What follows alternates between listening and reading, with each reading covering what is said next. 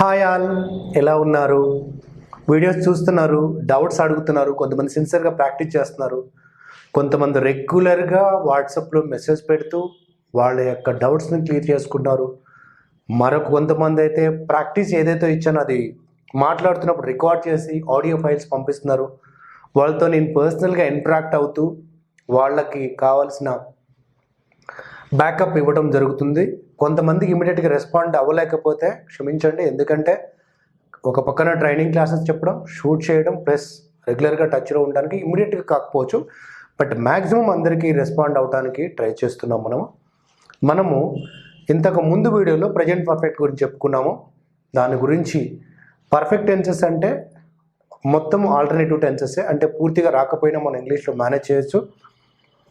I ate banana, I have eaten banana, I had eaten banana.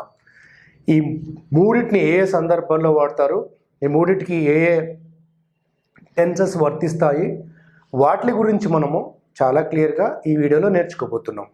So notebook, pen దగ్గరగా పెట్టుకొని చెప్తున్నప్పుడు రాసుకుంటూ, ఎందుకంటే ప్రతి వీడియోలోనూ మీరు సొంతంగా రాయడానికి అవసరమైన ఎగ్జాంపుల్స్ నేను చెప్తున్నాను కాబట్టి అది మీకు ఇప్పటికిప్పుడే క్లాస్ వింటూ లైవ్లో ప్రాక్టీస్ చేసినట్టు అవుతుంది. కాబట్టి అలా ఆలోచించకుండా నోట్బుక్తో పాటు పెన్ పెట్టుకొని మీరు రాస్తున్నట్లయితే ఖచ్చితంగా ఉపయోగపడుతుంది. ఐ ఏట్ బనానా అంటే నేను బనానా తిన్నాను. ఐ హ్యావ్ ఈటెన్ బనానా, నేను బనానా తిన్నాను. ఐ హ్యాడ్ ఈటెన్ బనానా, మూడింటికి దాదాపుగా మీనింగ్ ఒకటే వస్తుంది, జరిగిపోయిన వాటిని చెప్తుంది. I ate banana last week ఇదే ఫార్మేట్లో ఉందండి, సబ్జెక్ట్ ప్లస్ V2 ఫార్మేట్లో ఉంది. ఇది సింపుల్ పాస్ట్, జరిగిపోయింది అని చెప్తుంది, దానికి ఖచ్చితంగా టైం చెప్తున్నాం. సబ్జెక్ట్ ప్లస్ V2 ఫార్మేట్లో చెప్తున్నాను. ఐ హ్యావ్ ఈటెన్ బనానా అంటే నేను ఇప్పుడే I have eaten banana just now, ఇప్పుడే తిన్నాను. సో ప్రజెంట్ పర్ఫెక్ట్ ఎక్కడెక్కడ వాడతామని చెప్పాను నేను. సబ్జెక్ట్ క్లారిటీ లేనప్పుడు, టైం క్లారిటీ లేనప్పుడు, యాక్షన్ కన్నా సబ్జెక్ట్ ప్రయారిటీ ఇస్తున్నప్పుడు, జస్ట్ నౌ యాక్షన్స్కి. So I ate banana, I have eaten banana meaning ఒకటే, కానీ ఉపయోగించే కంటెస్ట్ వేరు. ఏ సందర్భాల్లో వాడతామనేది చెప్పుకోవడం జరిగింది. మీరు ముందు వీడియోలు చూసినట్టయితే ప్రజెంట్ పర్ఫెక్ట్కి సింపుల్ పాస్ట్కి చాలా ఉన్న తేడాలు చాలా స్పష్టంగా చెప్పడం జరిగింది. ఇక్కడ ఐ ఏట్ బనానా అన్నప్పుడు టైం చెప్పాలి. ఐ హ్యావ్ ఈటెన్ బనానా అన్నప్పుడు పర్టిక్యులర్ కేసెస్, ఇప్పుడే అయ్యింది లేదా యాక్షన్ ప్రయారిటీ ఇస్తున్నప్పుడు. సమ్మన్ హ్యాస్ ఈటెన్ బనానా అంటే ఎవరో తిన్నారు, ఎవరో తెలియని సందర్భం. అలాగే I have eaten banana time చెప్పకుండా చెప్పడం, అంటే అలా వాడచ్చు. ఇప్పుడు ఐ హ్యాడ్ ఈటెన్ బనానా అంటే ఏంటంటే past of the past action చెప్తుంది. సో పాస్ట్ పర్ఫెక్ట్ అంటే ఏంటి? పాస్ట్ ఆఫ్ ది పాస్ట్, గతానికి గతం. ఇప్పుడు ప్రజెంట్లో ఉన్నాను నేను, దానికన్నా గతం పాస్ట్, దానికన్నా గతం past of the past. So present నుంచి పాస్ట్కి వెళ్తే సింపుల్ పాస్ట్లో చెప్తున్నాను, పాస్ట్ ఆఫ్ ది పాస్ట్ చెప్తే పాస్ట్ పర్ఫెక్ట్ చెప్తున్నా. నేను పెన్ను కొన్నా, ఐ బాట్ ఎ పెన్, ఎప్పుడు టైం చెప్పాలి, అప్పుడు I have bought an pen, I have bought pen అని అనుకోవచ్చు.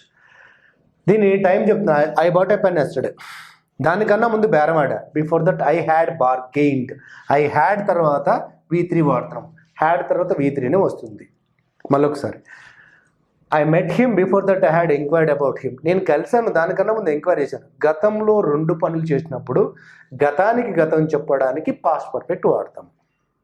ఓకే, ఇలా మనం వెళ్దామండి. ఇప్పుడు చూద్దాం మనం ఒకసారి ఏం చేస్తున్నాము ఏంటి అనేది ఒకసారి చూద్దాం.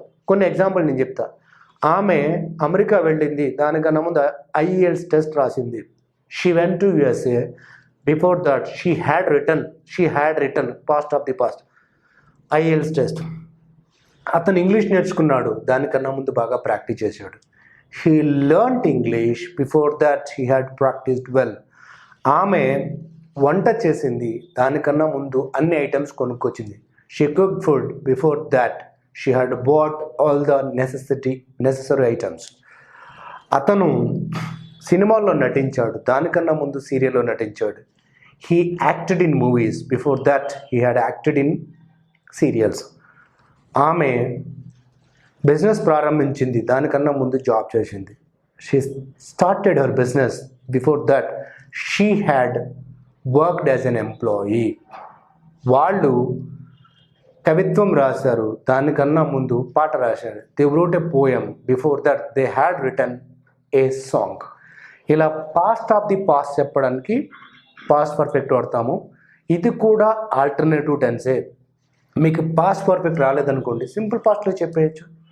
రెండు జరిగిపోయిందని చెప్తుంది కదా, మీరు స్పెసిఫికేషన్ ఇస్తూ అలా పాస్ట్ అలా చాలా అంటే నేను పాస్ట్లో చాలా విషయాలు చేసే కదా, అంటే నేను పెన్ను కొన్నా, దానికన్నా ముందు బేరం ఆడా, దానికన్నా ముందు అక్కడికి వెళ్ళా, దానికన్నా ముందు బయలుదేరా, ఈ 4 సంఘటనలు చెప్పాలి కదా. మీరు పాస్ట్ ఆఫ్ ది పాస్ట్ పర్ఫెక్ట్లో చెప్పమంటే మన నన్ను ఏం చేయమంటారు? అన్ని సీక్వెన్స్ చెప్పడమే. I started, I went there, I bought a pen, ఇది చెప్పవచ్చు. లేదా ఈ ప్రాసెస్ అందట్లో మీరు దేనికైతే హైయెస్ట్ ప్రయారిటీ ఇస్తున్నారు దాన్ని మనం పాస్ట్ పర్ఫెక్ట్లో చెప్పవచ్చు. I bought a pen, I went there, I had bargained for 15 minutes. ఈ అన్నిట్లో కూడా అత్యంత ప్రయారిటీ మీరు ఆ బార్గెయిన్ అనే దానికి ఇస్తున్నారు కాబట్టి అది ఐ హ్యాడ్ బార్గెయిన్డ్ V3 చెప్తున్నాం మనం. సో జరిగిపోయిందని చెప్పేది సింపుల్ పాస్ట్, దానికి ఖచ్చితంగా టైం ఉండాలి ప్లస్ సబ్జెక్ట్ క్లారిటీ ఉండాలి.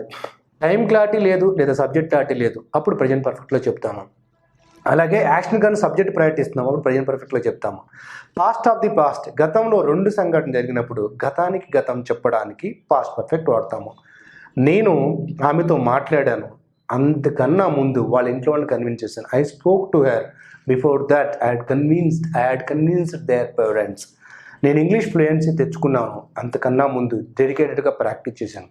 I got English fluency before that I had practised seriously. ఇవి నెగిటివ్ స్టేట్మెంట్స్ కూడా చెప్పొచ్చు. నేను ఎగ్జామ్ రాశాను, దానికన్నా ముందు ప్రిపేర్ అవ్వాలా. I wrote exam before that I had not prepared well.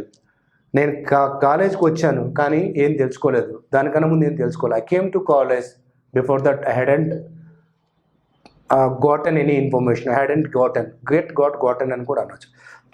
అతను బిజినెస్ ప్రారంభించాడు, దానికన్నా ముందు లోన్ తీసుకోవాలి. He started business but he hadn't taken any loan before that. ఇలా జరిగింది అని చెప్పడానికి మనం సింపుల్ పాస్ట్ వాడతాము.